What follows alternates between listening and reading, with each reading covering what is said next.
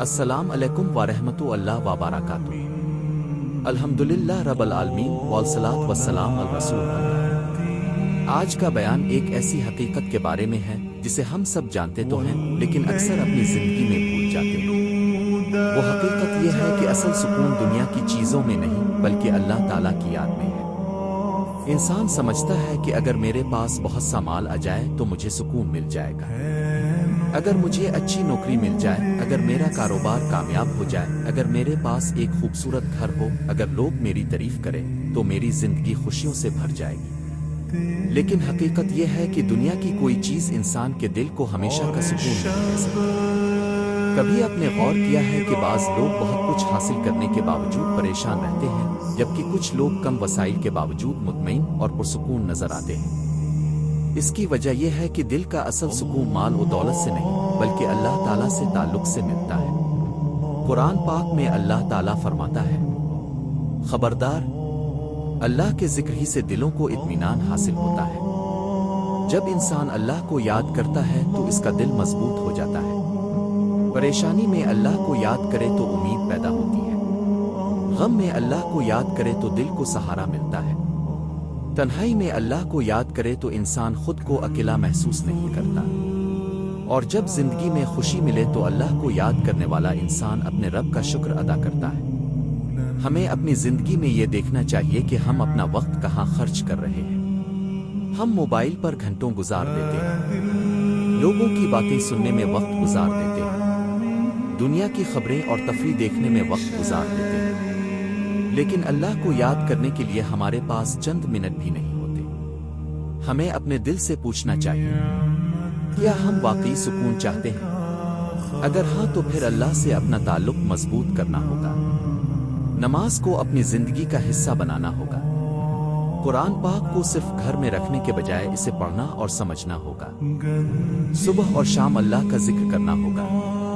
اور جب بھی دل پریشان ہو لوگوں کے سامنے اپنی پریشانی بیان کرنے سے پہلے اپنے رب کے سامنے ہاتھ اٹھانا ہوگا۔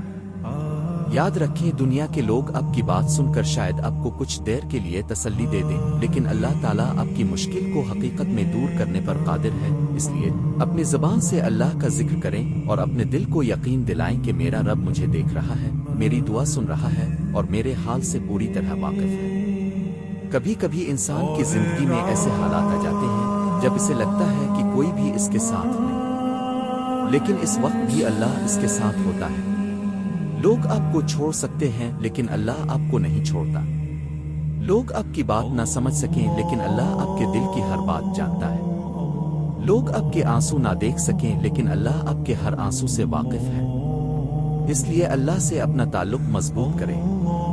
اگر زندگی میں خوشی ہے تو اللہ کا شکر ادا کریں، اگر زندگی میں مشکل ہے تو اللہ سے مدد مانگیں، اگر گناہ ہو جائے تو اللہ سے معافی مانگیں، اور اگر کوئی خواہش پوری نہ ہو تو اللہ کے فیصلے پر بھروسہ رکھیں۔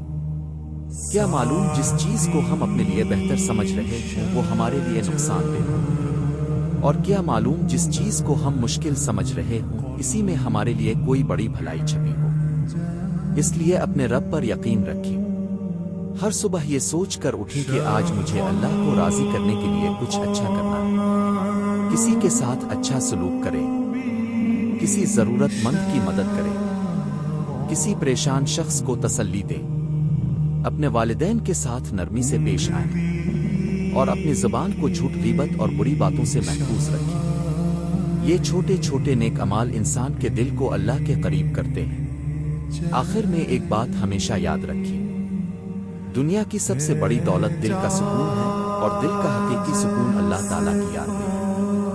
اس لیے اللہ کو یاد کریں، اللہ سے محبت کریں، اللہ پر بھروسہ کریں، اور ہر حال میں اپنے رب سے جڑے رہیں۔ اللہ ہمارے دلوں کو اپنے ذکر سے زندہ فرما، ہماری پریشانیوں کو دور فرما، ہمیں نماز اور قرآن سے محبت عطا فرما، ہمیں ہر حال میں اپنا شکر ادا کرنے والا بنا، ہمارے گناہوں کو معاف فرما اور ہمیں سیدھے راستے پر چلنے کی توفیق عطا فرما۔ اللہ ہمارے دلوں کو ایسا سکون عطا فرما جو دنیا کی کوئی چیز ہم سے نہ چھین سکے۔